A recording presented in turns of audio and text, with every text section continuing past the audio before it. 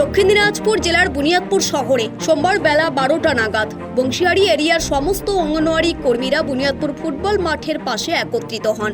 Buniadpur football মাঠ থেকে শুরু করে বিক্ষোভ মিছিলের মধ্য দিয়ে গোটা বুনিয়াদপুর শহর পরিক্রমা করে অঙ্গনওয়াড়ি কর্মীরা।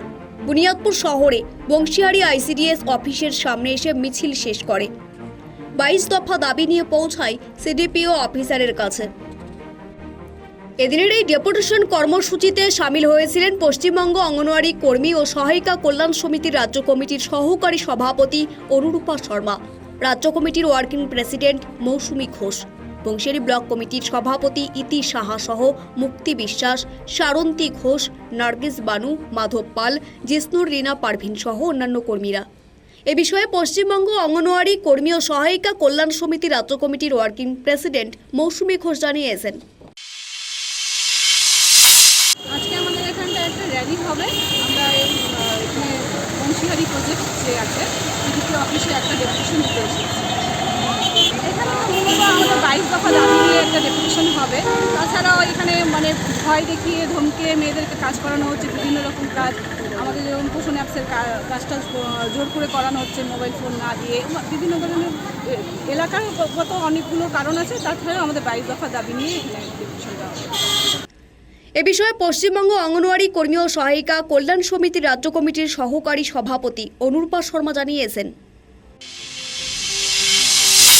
আমাদের পশ্চিমবঙ্গ অঙ্গনওয়াড়ি কর্মী সহায়িকা কল্যাণ সমিতির যে সংগঠন আইসিডিএস নিয়েই মূলত আমাদের এই সংগঠন, এবং আজকে দক্ষিণ দিনাজপুরের বংশিহারি প্রজেক্টে আইসিডিএস অফিসে বিভিন্ন 22 দফা দাবি নিয়ে আজকে আমাদের ডেপুটেশন কর্মসূচি পালিত করা হচ্ছে।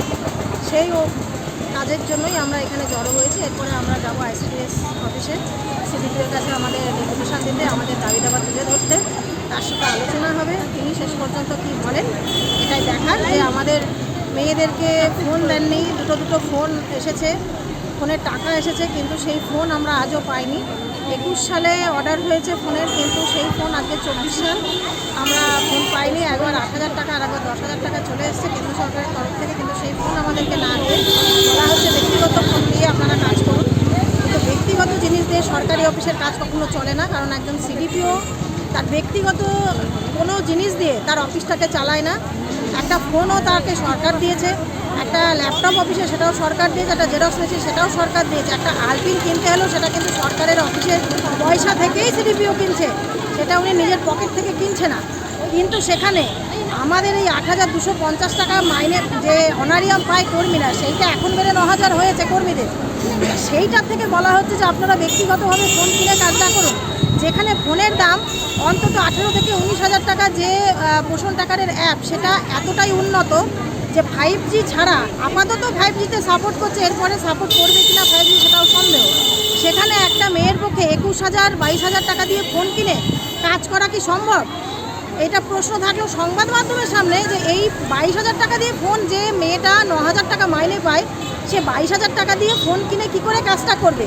সেই মর্মে আমাদের ডিরেক্টর, সিডিপিও, ডিপিওরা লিখিত জানা, তারা বক্তব্য পেশ করুক যে হ্যাঁ আপনারা এইভাবে কিনে করতে পারেন। কিভাবে আমরা কিনে কাজটা করতে পারি এটাও আমাদের জানার, এটা আমাদের জিজ্ঞাস্য।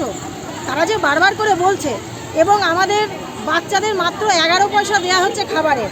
একটা বাচ্চার খাবারে 11 পয়সা যদি দেয়া হয়, 11 পয়সায় কী খাবার, তাকে কী পুষ্টিকর খাবার দেয়া যায় এটাও আমাদের জানতে হবে, যে কী ধরনের খাবার দেয়া হয়। আমরা মায়ের জাত, আমরা পারি না যে একটা বাচ্চাকে খাবার দিতে গিয়ে মাকে আমরা পাশে আলুর ঝোল দেবো এবং একটা বাচ্চার পাতে আলু দেব না। আমাদের দপ্তর এইরকমই অর্ডার করেছে যে মায়ের পাতে আলু যাবে, বাচ্চার পাতে যাবে না। যেহেতু আমরা মায়ের জাত, আমার ঘরে সন্তান রয়েছে, আমি নিজে আলু খাবো, আমার বাচ্চাকে দেব না, এইটা বড় দৃষ্টিকট এবং আমরা মন থেকে পারি না। কিন্তু আমাদের দপ্তর কিন্তু এইরকমভাবেই একটি নিয়ম অর্ডার বার করেছে, বাচ্চাদের 11 পয়সা, যাতে কোনো সবজিপাতি কিছুই হয় না, আলুটাও বাচ্চাকে দেয়া যাবে না।